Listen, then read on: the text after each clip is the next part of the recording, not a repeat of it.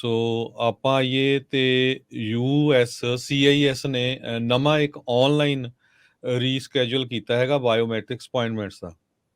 ਜੀ ਇਹਨਾਂ ਨੇ ਬਾਇਓਮੈਟ੍ਰਿਕਸ ਆਪਣੇ ਫਿੰਗਰਪ੍ਰਿੰਟਸ ਨੂੰ ਕਹਿੰਦੇ ਆ, ਜਿਹੜੇ ਕਈ ਵਰਕ ਪਰਮਿਟ ਅਪਲਾਈ ਕਰਦੇ ਆ ਜਾਂ ਹੋਰ ਐਪਲੀਕੇਸ਼ਨ ਅਪਲਾਈ ਕਰਦੇ ਆ, ਸਿਟੀਜ਼ਨਸ਼ਿਪ ਤੋਂ ਲੈ ਕੇ 485 ਤੇ ਕਈ ਸਾਰੀਆਂ ਐਪਲੀਕੇਸ਼ਨਾਂ ਦੇ ਤਾਂ ਪੁਰਾਣੇ ਉਹ ਜਿਹੜੇ ਫਿੰਗਰਪ੍ਰਿੰਟ ਹੋਏ ਆ, ਕਈ ਵਾਰੀ ਉਹ ਯੂਜ਼ ਕਰ ਲੈਂਦੇ ਆ, ਕਈ ਵਾਰੀ ਉਹ ਤੁਹਾਨੂੰ ਕਹਿੰਦੇ ਆ ਕਿ ਦੁਬਾਰਾ ਨਵੇਂ ਫਿੰਗਰਪ੍ਰਿੰਟ ਜਿਹੜੇ ਕਰਾਣੇ ਪੈਂਦੇ ਆ। ਸੋ ਜੀ ਇਹਦਾ ਕਈ ਵਾਰੀ ਬਹੁਤ ਸ਼ਾਰਟ ਨੋਟਿਸ ਦਿੰਦੇ ਸੀਗੇ ਬੰਦਾ, ਹੁਣ ਜਿਹੜੇ ਸਪੈਸ਼ਲੀ ਟਰੱਕਰਸ ਟੁੱਕਰਸ ਆ ਸਾਡੇ ਕਈ ਕਲਾਇੰਟ ਆ ਦੱਸਦੇ, ਉਹਨਾਂ ਦੇ ਮਿਸ ਹੋ ਜਾਂਦੇ ਸੀਗੇ ਕਈ ਵਾਰੀ, ਬਿਲਕੁਲ। ਤੇ ਕਿਉਂਕਿ ਉਹਨਾਂ ਦੀ ਰਿਹਾਇਸ਼ ਦੇ ਹਿਸਾਬ ਨਾਲ ਉਹ ਜਿਹੜੇ ਉਹਨਾਂ ਨੂੰ ਲੋਕੇਸ਼ਨ ਦਿੰਦੇ ਸੀਗੇ ਤੇ ਟਾਈਮ ਦਿੰਦੇ ਸੀਗੇ। ਜੀ ਹੁਣ ਉਹਨਾਂ ਨੇ ਜਿਹੜਾ ਇੱਕ ਨਵਾਂ ਟੂਲ ਬਣਾਇਆ USCIS ਦੀ ਜਿਹੜੀ ਉਹਨਾਂ ਦੀ ਐਪ ਆਪਣੀ, ਉਹਦੇ ਵਿੱਚ ਉਹ ਇੱਕ ਉਹਨਾਂ ਨੇ ਆਪਸ਼ਨ ਦਿੱਤੀ ਹੈ ਕਿ ਤੁਸੀਂ ਇਹ ਜਿਹੜਾ ਆਪਣਾ ਰੀਸ਼ੈਡਿਊਲ ਕਰ ਸਕਦੇ ਜੇ ਤੁਸੀਂ ਉਹ ਡੇਟ ਤੇ ਨਹੀਂ ਆ ਸਕਦੇ। ਤੇ ਜਿਹੜੀ ਸਰਕਾਰ ਆ, ਹੁਣ ਜਿੱਦਾਂ ਤੁਸੀਂ ਦੇਖੋ ਕਿ ਇਲੈਕਸ਼ਨ ਦਾ ਟਾਈਮ ਆ, ਰਾਈਟ, ਸੋ ਇਦਾਂ ਦੀਆਂ ਛੋਟੀਆਂ ਛੋਟੀਆਂ ਚੀਜ਼ਾਂ ਨੂੰ ਵੀ ਉਹ ਹੁਣ ਕਾਫੀ ਹਾਈਲਾਈਟ ਕਰ ਰਿਹਾ ਕਿ ਆਪਾਂ ਤੁਹਾਡੀ ਹੈਲਪ ਕਰ ਰਹੇ ਆ ਇਮੀਗ੍ਰੈਂਟਸ ਦੀ, ਤੇ ਆਪਾਂ ਇਮੀਗ੍ਰੇਸ਼ਨ ਸਿਸਟਮ ਨੂੰ ਬੈਟਰ ਬਣਾ ਰਹੇ ਆ। ਤੇ ਨੋ ਡਾਊਟ ਬੈਟਰ ਬਣਿਆ ਵੀ ਆ। ਹੁਣ ਜਿੱਦਾਂ ਕੋਰਟ ਸਿਸਟਮ ਸੀਗਾ, ਸਾਡੇ ਜਿਹੜੇ ਅਸਾਈਲਮ ਵਾਲੇ ਕੇਸ ਆ, ਕੋਰਟ ਸਿਸਟਮ ਦੇ ਵਿੱਚ ਕਾਫੀ ਜਿਹੜਾ ਆਲਰੇਡੀ ਉਹ ਆਨਲਾਈਨ ਜਿਹੜਾ ਫਾਈਲਿੰਗ ਸਾਰੀਆਂ ਜਾ ਚੁੱਕੀਆਂ, ਪਹਿਲਾਂ ਪੇਪਰ ਫਾਈਲਿੰਗ ਜਿਹੜੀਆਂ ਚੱਲਦੀਆਂ ਸੀਗੀਆਂ। ਸੋ ਸਾਲ ਕੁ ਦੇ ਅੰਦਰ ਪਿਛਲਾ ਇਹਨਾਂ ਨੇ ਸਾਰੇ ਜਿਹੜੇ ਨਵੇਂ ਕੇਸ ਆ ਉਹ ਪੇਪਰ ਫਾਈਲਿੰਗ ਦੀ ਜਗ੍ਹਾ ਹੁਣ ਇਲੈਕਟ੍ਰੋਨਿਕ ਰੈਕੋਰਡ ਆਫ ਈਰੋਪ filing, electronic record of processing, ਈਰੋਪ ਫਾਈਲਿੰਗ 'ਚ ਚੱਲ ਗਏ ਆ।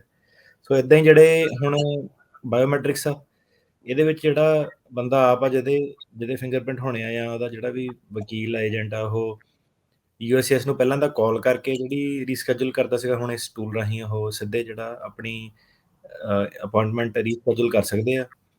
ਤੇ ਦੋ ਤਿੰਨ ਚੀਜ਼ਾਂ ਮੇਨ ਆ ਇਹਦੇ ਵਿੱਚ ਕਿ 2 ਤੋਂ ਜ਼ਿਆਦਾ ਵਾਰੀ ਨਹੀਂ, ਇਹ 2 ਵਾਰੀ ਮੈਕਸਿਮਮ ਤੁਸੀਂ ਇਹ ਟੂਲ ਨੂੰ ਯੂਜ਼ ਕਰਕੇ ਰੀਸ਼ੈਡਿਊਲ ਕਰ ਸਕਦੇ ਆ। ਜੇ 2 ਤੋਂ ਵੱਧ ਤੁਹਾਨੂੰ ਲੋੜ ਪਈ ਤਾਂ ਫਿਰ ਤੁਹਾਨੂੰ ਕਾਲ ਕਰਨੀ ਪੈਣੀ ਹੈ। ਤੇ 12 ਘੰਟੇ ਤੋਂ ਵੱਧ ਟਾਈਮ ਜਿਹੜਾ ਪਿਆ ਹੋਣਾ ਚਾਹੀਦਾ, ਇਹ ਨਹੀਂ ਕਿ ਇੱਕ ਦਿਨ ਪਹਿਲਾਂ ਤੁਸੀਂ ਕਹਿਣਾ ਮੈਂ ਚੇਂਜ ਕਰ ਲੈਣੀ ਆਪਣੀ ਅਪਾਇੰਟਮੈਂਟ।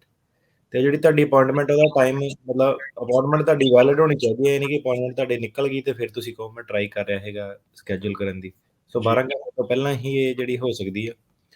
ਤੇ ਹੁਣ ਇਹਦੇ ਵਿੱਚ ਰੂਲ ਇਹ ਹੁੰਦਾ ਕਿ ਜਦੋਂ ਕੋਈ ਬੰਦਾ ਆਪਣੀ ਅਪਾਇੰਟਮੈਂਟ ਮਿਸ ਕਰ ਦਿੰਦਾ ਸੀਗਾ, ਸਪੈਸ਼ਲੀ ਕੋਵਿਡ ਦੇ ਵਿੱਚ, ਤਾਂ ਉਹਨਾਂ ਨੇ ਕਿਹਾ ਸੀਗਾ ਕਿ ਤੁਹਾਨੂੰ ਆਪਾਂ ਮਾਫੀ ਦੇ ਦਾਂਗੇ ਜੇ ਤੁਸੀਂ ਸਾਨੂੰ ਦੱਸ ਸਕੋ ਕਿ ਕੋਈ ਤੁਹਾਡੀ ਮਜਬੂਰੀ ਸੀਗੀ, ਗੁੱਡ ਕਾਜ਼ ਐਗਜ਼ਿਸਟ ਕਰਦੀ ਸੀਗੀ। ਤੇ ਹੁਣ ਇਹਨਾਂ ਨੇ ਆਟੋਮੈਟਿਕਲੀ ਇਹ ਕਹਿ ਦਿੱਤਾ ਕਿ ਜੇ ਤੁਸੀਂ ਆਨਲਾਈਨ ਰੀਸ਼ੈਡਿਊਲ ਕਰ ਲੈਂਦੇ ਉਹਨੂੰ ਆਪਾਂ ਗੁੱਡ ਕਾਜ਼ ਮੰਨਾਂਗੇ। ਤੇ ਗੁੱਡ ਕਾਜ਼ ਦਾ ਜਿਹੜਾ ਰੀਜ਼ਨ ਹੁੰਦਾ ਟਿਪੀਕਲੀ ਜਿਹੜਾ ਲਾਅ ਦੇ ਵਿੱਚ ਉਹ ਹੁੰਦਾ ਕਿ ਜੇ ਤੁਸੀਂ ਬਿਮਾਰ ਆ ਜਾਂ ਹਸਪੀਟਲਾਈਜੇਸ਼ਨ ਹੋ ਗਈ ਹੈ ਤੁਹਾਡੀ, ਜਾਂ ਤੁਸੀਂ ਕਿਤੇ ਪਹਿਲਾਂ ਹੀ ਹੋਰ ਟਰੈਵਲ ਪਲਾਨ ਕੀਤਾ ਸੀਗਾ, ਜਾਂ ਤੁਹਾਡੇ ਕੋਈ ਫਿਊਨਰਲ ਆ ਗਿਆ, ਵਿਆਹ ਆ ਗਿਆ, ਗ੍ਰੈਜੂਏਸ਼ਨ ਸੈਰਮਨੀ ਆ ਗਈ, ਜਾਂ ਫਿਰ ਤੁਹਾਨੂੰ ਰਾਈਡ ਨਹੀਂ ਮਿਲੀ, ਕੋਈ ਇਦਾਂ ਦੀ ਜਿਹੜੀ ਇੰਪੋਰਟੈਂਟ ਚੀਜ਼ ਆ, ਜਾਂ ਤੁਹਾਡਾ ਜਿਹੜਾ ਇੰਪਲੋਇਰ ਆ ਉਹ ਤੁਹਾਨੂੰ ਛੁੱਟੀ ਨਹੀਂ ਦੇ ਸਕਦਾ, ਜਾਂ ਕਿਤੇ ਤੁਹਾਡੀ ਜੂਰੀ ਡਿਊਟੀ ਆ, ਤੁਹਾਡੀ ਕੋਈ ਲੀਗਲ ਪ੍ਰੈਜ਼ੈਂਸ ਰਿਕੁਆਇਰਡ ਆ।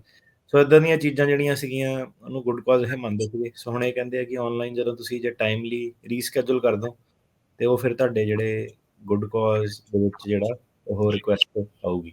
ਜੀ, ਸੋ ਬਿਲਕੁਲ ਸਰੋਤਿਓ, ਇਹ ਬੜੀ ਖੁਸ਼ੀ ਵਾਲੀ ਖਬਰ ਆ ਵੀ ਬਹੁਤ ਵਾਰ ਮਿਸ ਕਰ ਜਾਂਦੇ ਆ ਜਾਂ ਕੋਈ ਐਮਰਜੈਂਸੀ ਪੈ ਜਾਂਦੀ ਆ, ਤੁਹਾਡੀ ਅਪਾਇੰਟਮੈਂਟ ਜਿਹੜੀ ਬਾਇਓਮੈਟ੍ਰਿਕਸ ਦੀ ਹੁੰਦੀ ਸੀ ਉਹਨੂੰ ਤੁਸੀਂ ਹੁਣ ਰੀਸਕੇਜੂਲ ਕਰ ਸਕਦੇ ਆ ਜੇ ਕੋਈ ਐਮਰਜੈਂਸੀ, ਜਿਸ ਤਰ੍ਹਾਂ ਜੇ ਹੁਣੀ ਦੱਸਿਆ ਹੈਗਾ 12 ਘੰਟੇ ਤੋਂ ਪਹਿਲਾਂ, ਰਾਈਟ ਜੀ।